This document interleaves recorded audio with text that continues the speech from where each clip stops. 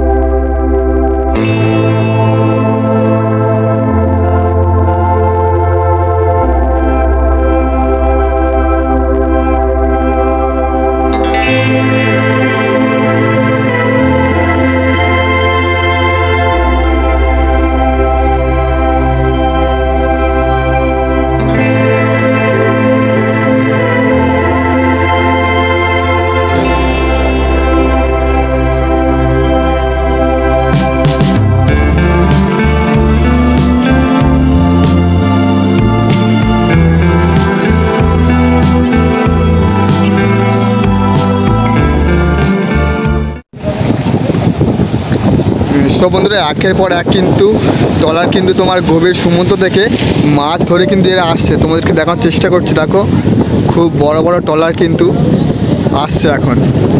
আর তোমাদেরকে আমি উপর থেকে দেখানোর চেষ্টা করেছি পাখির চোখে। আর এখন দেখো পুরোপুরি কিন্তু আমাদের সামনে দিয়ে কিন্তু ট্রলার যাচ্ছে। 3টে বড় বড় ট্রলার রয়েছে। আর